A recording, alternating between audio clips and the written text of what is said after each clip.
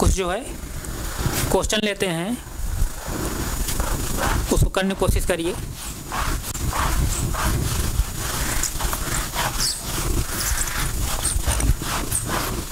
Question जैसे देखिए, question क्या है, जैसे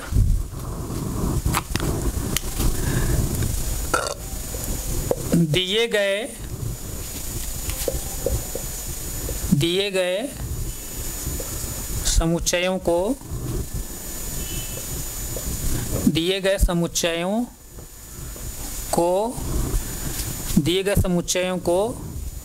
समुच्चय निर्माण विधि में लिखिए। समुच्चय निर्माण विधि में लिखिए।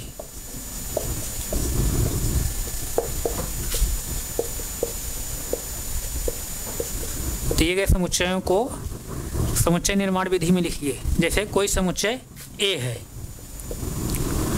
समुच्चय जो है कोई ए है, कैसा समुच्चय है, जैसे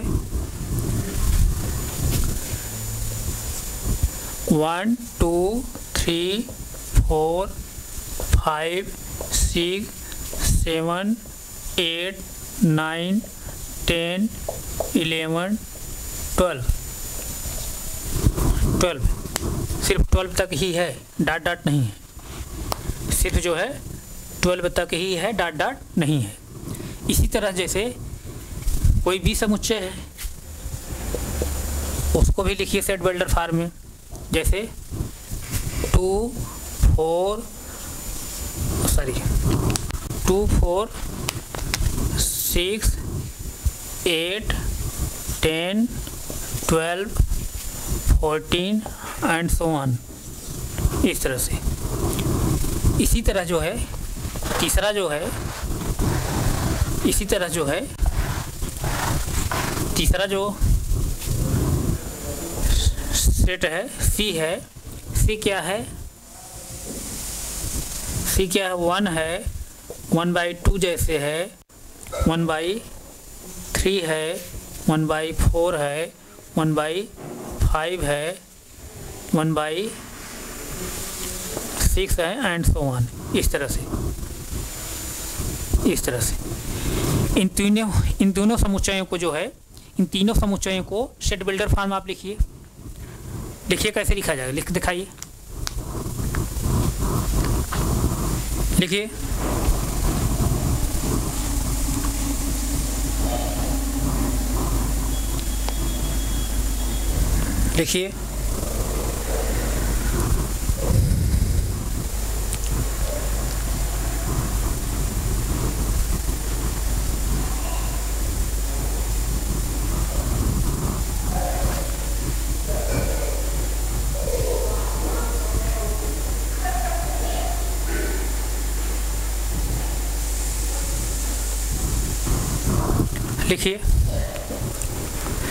पहला जैसे लिखिए। पहले कैसे लिखेंगे हम लोग?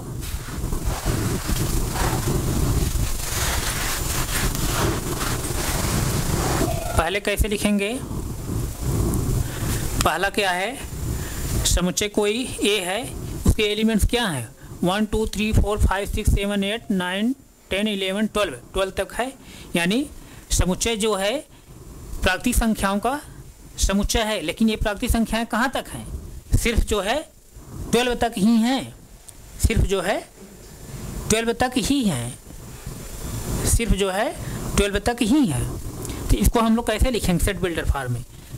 इस तरह से लिखेंगे।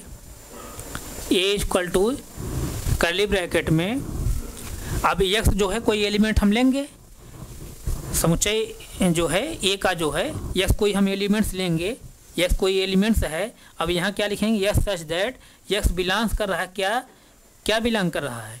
नेचुरल नंबर से। यानी x to belong natural number, यानी x जो है प्राकृतिक संख्या है, एंड लेकिन या और and x is less then अब 12 तक है ना, इसका मतलब क्या 12 तक ही है, इसका मतलब x इज लेस देन किससे 13 से जो है छोटा है, 13 से छोटा है, यानी 13 से जो छोटा है यहीं तक है, ये नहीं कि इनफाइनाइट तक नहीं जाना है। तो यानी ये जो है कोई समुच्चय है, वो समुच्चय कैसा है, प्राकृतिक संख्याओं का, वो प्राकृतिक संख्याएं कहाँ तक हैं, सिर्फ 12 तक हैं। इसको हम लोग सेट बिल्डर फॉर्म कैसे लिखेंगे, ए इक्वल टू कर्ली ब्रैकेट में, यानी x जो है उसका ए का एलिमेंट्स है, और एलिमेंट्स कैसा है x such that x belongs to natural number and x is less than 13। इस तरह से हम लोग इसको लिखेंगे सेट बिल्डर फॉर्म, इस तरह से। किसी कोई डाउट, कोई डाउट नोट करिए, नोट करिए तो फिर आगे हम चलें।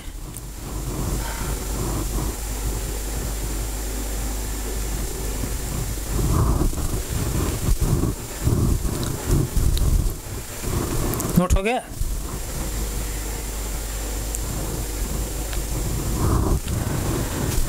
अब दूसरा जैसे देखिए, दूसरा समुच्चय B जो है, समुच्चय B जो है कैसा है, समुच्चय B, समुच्चय B, समुच्चय B काली ब्रैकेट के अंदर।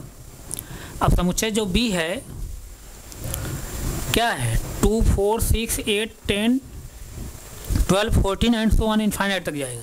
यानी समुच्चय B क्या है, 2 4 6 8 क्या है, यानी सम संख्याओं का समुच्चय है। समुच्चय जो B है सम संख्याओं का समुच्चय है, B जो है सम संख्याओं का समुच्चय है। तो इसको जो है हम लोग सेट बिल्डर फॉर्म कैसे लिखेंगे, तो B equal to curly bracket में x जो है B का एलिमेंट्स हम लेंगे x सच दैट x कैसा है, x belongs to natural number, क्योंकि सम संख्या भी नेचुरल नंबर होती हैं, लेकिन x belong to natural number हो रहा है, लेकिन एंड या और x इज इवन नंबर, लेकिन जो है या और जो है, लेकिन नहीं और लिखिए, और जो है और x इज इवन नंबर, यानी सम संख्या है, इवन नंबर, यानी और x बिलोंग्स टू n या नेचुरल नंबर और x सम संख्या है। हिंदी में भी मैं लिखते रहा हूँ, सम संख्या है। यहाँ से जो है कर्ली ब्रैकेट क्लोज कर दीजिए, क्लोज करिए, नोट करिए, नोट करिए। थोड़ा मैं देख लूँ आप लोग सब दिखाई दे रहा है नहीं, नोट करिए।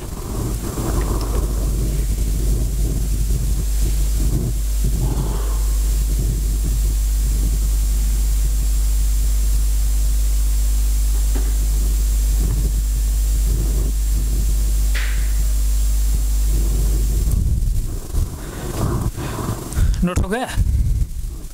तो अगला देखिए, अब हम लोग जो है अगला देखेंगे। अगला क्या है, सी है।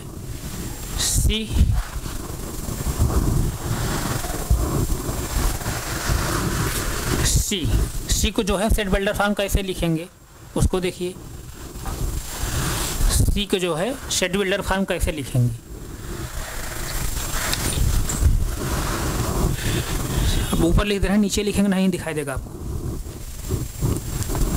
सी क्या है, सी क्या है, सी क्या है 1 1/2 1/3 1/4 1/5 1/6 एंड सो ऑन। इस तरह से जो है संख्याओं का ये क्या है, समुच्चय है। तो इसको सेट बिल्डर फॉर्म हमको लिखना तो कैसे लिखेंगे, इस तरह से लिखेंगे। सी इक्वल टू कर्ली ब्रैकेट में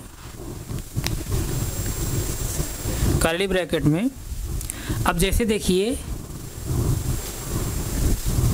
अब इसको हम क्या लिख सकते हैं, जैसे देखिए यहाँ पर 1 है ना, 1/1 भी लिख सकते हैं, 1/2 भी लिख सकते हैं, 1/3 1/4 इस तरह से लिख सकते हैं ना।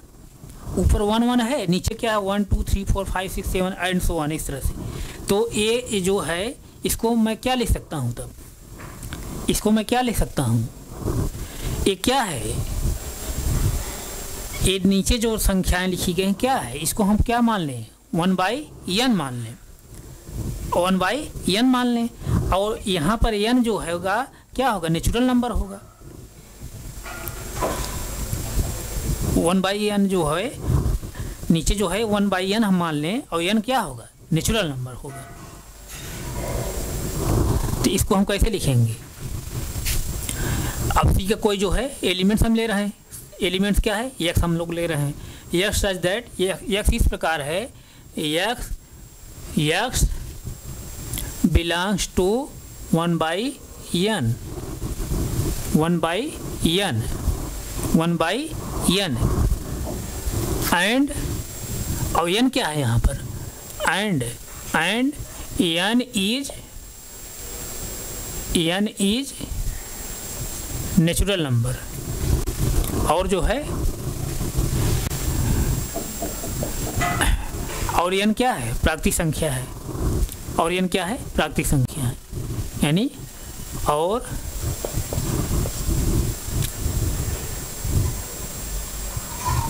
n क्या है, प्राकृतिक संख्या,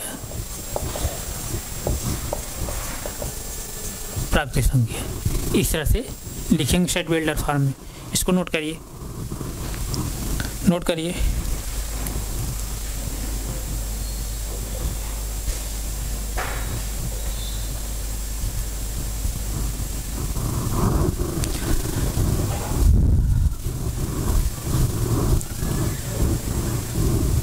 या यहाँ से ऐसे देखिए, थोड़ा सा ध्यान दीजिए, अगर इसको यहाँ ऐसे लिख देंगे बिलोंग्स टू, तो गलत भी माना जा सकता है, यानी यस बिलोंग 1/n अगर लिखेंगे तभी सही है, लेकिन आप इसको यस को क्या मान लीजिए, ऐसे मान लीजिए, S equal to S such that S equal to 1/n ले लीजिए। यस पोजीशन क्या लेंगे, 1/n लेंगे, और n क्या है, एंड इस तरह से लिखिए, and n belongs to, and n belongs to natural number, और n belongs to natural number. इस तरह से लीजिए तब सही, ये ज़्यादा बेटर रहेगा। वो भी मैं जो लिखा था वो भी सही माना जाता है, लेकिन ये ज़्यादा बेटर है। तो इस तरह से हम लोग सेट बिल्डर फॉर्म में लिखेंगे। तो अभी हम लोग जो है यहाँ पर क्या क्या देखें, यानी सेट को जो है अमूमन जो है हम लोग रिप्रेजेंट कैसे करते हैं।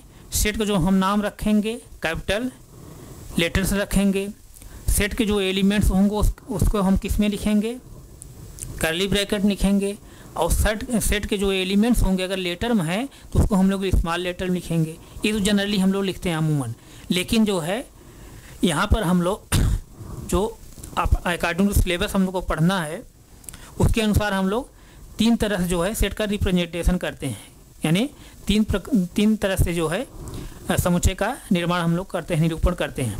पहला क्या था, रोस्टर फॉर्म या टेबुलर फॉर्म, जिसको हम लोग सारणीबद्ध विधि या तालिका विधि हम लोग बोलते हैं। दूसरा क्या था, सेट बिल्डर फॉर्म या समुच्चय निर्माण विधि, या उसी हम लोग गुण विधि बोलते हैं। तीसरा अभी हम लोग क्या पढ़ेंगे, वेन डायग्राम यानी वेन आरेख। अभी हमको वेन डायग्राम अभी नहीं पढ़ना है, पहले हमको इन दोनों पढ़ना था। तो अभी हम लोग जो है रोस्टर फॉर्म और टेबुलर फॉर्म पढ़े हैं, रोस्टर फॉर्म या टेबुलर फॉर्म पढ़े हैं, और दूसरा का क्या पढ़े हैं, सेट बिल्डर फॉर्म पढ़े हैं। तो रोस्टर फॉर्म में क्या था कि वहाँ पर जो सेट के एलिमेंट्स होते हैं उनको हम लोग अलग अलग लिखते हैं, और सभी जो है एलिमेंट्स दिखाई देते हैं, लेकिन वहाँ उसकी खामियाँ क्या थी।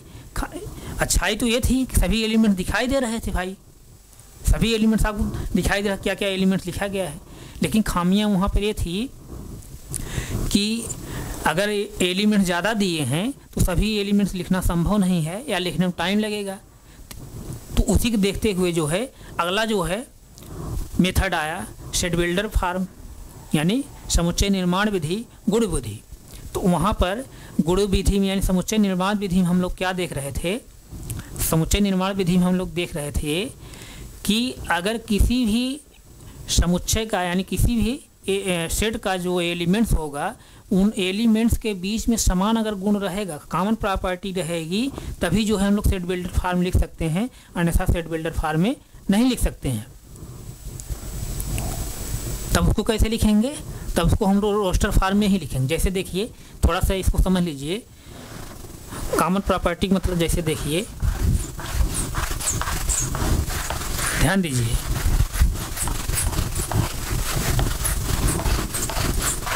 जैसे हम यहाँ पर हम कोई सेट जो है ए ले रहे हैं, यहाँ पर 1 इसके एलिमेंट्स हैं 2 3 4 5 6 7 एंड सो ऑन, इस तरह से कर्ली ब्रैकेट क्लोज्ड है। इसी तरह जैसे कोई सेट हम बी ले रहे हैं, यहाँ पर जैसे देखिए हम 0 ले रहे हैं, 1/2 ले रहे हैं, फिर जो है -1 ले रहे हैं, फिर जो है -3/4 ले रहे हैं, 8/5 ले रहे हैं और 6 ले रहे हैं एंड सो ऑन, इस तरह से। अब यहाँ देखिए, इन दोनों सेट को देखिए आप। अब यहाँ देखिए, पहला जो सेट है, पहला जो सेट ए है, इसके जो एलिमेंट्स हैं इसमें देखिए कोई कॉमन प्रॉपर्टी मिल रही है। 1 2 3 4 5 6 7 एंड सो ऑन, कहाँ तक? इनफाइनाइट तक जा रहा है। इसका मतलब क्या है? ये नेचुरल नंबर है, प्राकृतिक संख्या है। ये सब क्या है? प्राकृतिक संख्या है। 1 2 3 4 5 एंड सो ऑन, इनफाइनाइट तक जा रहा है। यहाँ कॉमन प्रॉपर्टी मिल रही है। तो अगर यहाँ कॉमन प्रॉपर्टी मिल रही है, तब तो इसको हम लोग जो है, इसको सेट बिल्डर फॉर्म हम लिख सकते हैं। इसको सेट बिल्डर फॉर्म में लिख सकते हैं, समुच्चय निर्माण विधि में हम लिख सकते हैं। अब ये दूसरा वाला जो देखिए, दूसरा जो सेट है क्या है? समुच्चय बी है, यानी सेट जो है बी है। इसके जो एलिमेंट्स हैं क्या है? 0 1/2 1 है, 0 है, फिर 1/2 है, -1 है, -3/4 है, 8/5 है, 8/5 है, 6 है एंड सो ऑन, इस तरह से है। अब यहाँ पे जो एलिमेंट्स हम लोग लिए हैं, ये रैंडमली लिए हैं। यहाँ पे जो एलिमेंट्स लिया गया है रैंडमली लिया गया है, रैंडम है। कहने का मतलब यहाँ कोई जो भी मन के अर्थ दिया है हम उसको तो ले लिए हैं। यानी यहाँ एलिमेंट्स के बीच में कोई कॉमन प्रॉपर्टी मिल रही है कि कोई यही सीक्वेंस चलेगा। संख्याएं सभी वास्तविक संख्याएं हैं, नेचुरल रियल नंबर्स हैं, रियल नंबर हम कहेंगे। लेकिन यहाँ पर जो है एलिमेंट्स के बीच में, यानी इन अवयवों के बीच में जो है कोई समान गुण नहीं हमको दिखाई दे रहा है, कोई जो है कॉमन प्रॉपर्टी नहीं दिखाई दे रहा है। जब कोई कॉमन प्रॉपर्टी नहीं दिखाई दे रहा है, तब हम जो है इस समुच्चय को जो है हम लोग सेट बिल्डर फॉर्म में नहीं लिख पाएंगे। इसको सेट बिल्डर फॉर्म नहीं लिख पाएंगे। अगर ऐसा दिखाई देता है कि पूर्णांक संख्याएं हैं या जो है नेचुरल नंबर हैं, इस तरह से अगर देखा, या सम संख्याएं हैं या ऑड नंबर हैं, इस तरह से अगर कोई कॉमन प्रॉपर्टी दिखाई देती, तब तो हम सेट बिल्डर फॉर्म लिख सकते थे। लेकिन यहाँ पे इस तरह से कोई प्रॉपर्टी, कॉमन प्रॉपर्टी नहीं दिखाई दे रही जो है अवयवों के बीच में। जब कोई कॉमन प्रॉपर्टी अवयवों के बीच में नहीं दिखाई देगी, तब जो है ऐसे समुच्चय को जो हम लोग सेट बिल्डर फॉर्म नहीं लिख सकते हैं। तब इसको हम कैसे लिखते हैं? तब रोस्टर फॉर्म में ही लिखते हैं, यानी तालिका विधि से ही लिखते हैं। इसको हम लोग जो है सेट बिल्डर फॉर्म में नहीं लिख सकते हैं। तो कहने का सेंस यहाँ पर ध्यान दीजिएगा, किसी भी समुच्चय के एलिमेंट्स जो दिए रहेंगे, उन एलिमेंट्स के बीच में अगर कॉमन प्रॉपर्टी रहेगी, तभी उस समुच्चय को हम लोग सेट बिल्डर फॉर्म में लिख सकते हैं। अन्यथा हम सेट बिल्डर फॉर्म में नहीं लिख सकते हैं। तब उसको हम कैसे लिखेंगे? रोस्टर फॉर्म में ही लिखेंगे। यहाँ तक किसी कोई डाउट नहीं? डाउट है ना? तो अभी हम लोग क्या पढ़ रहे थे?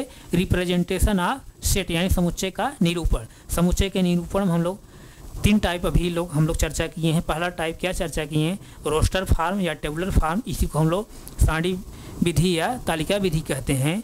दूसरा हम लोग जो टाइप पढ़े हैं, सेट बिल्डर फॉर्म पढ़े हैं, यानी समुच्चय निर्माण विधि या गुण विधि पढ़े हैं। तीसरा हम लोग जो पढ़े हैं वेन डायग्राम, यानी वेन आरेख। तो वेन आरेख अभी मैं बताया हूँ, कभी नहीं पढ़ना है। पहले हम लोग को रोस्टर फॉर्म और सेट बिल्डर फॉर्म पहले हम लोग पढ़ लेंगे, तब उसके बाद हम वेन डायग्राम पे आएंगे। तो जितना अभी हम लोग पढ़े हैं, किसी कोई डाउट है? नहीं डाउट है? अगर कोई डाउट हो तो अपना डाउट हमारे कमेंट बॉक्स में आप डालिए। जो भी डाउट रहेगा उसको हम लोग अगली क्लास में रिवाइज करते हुए फिर पुनः आगे बढ़ेंगे। तो हम यहीं तक रख रहे हैं, आगे हम फिर कंटिन्यू करें। Thank you so much.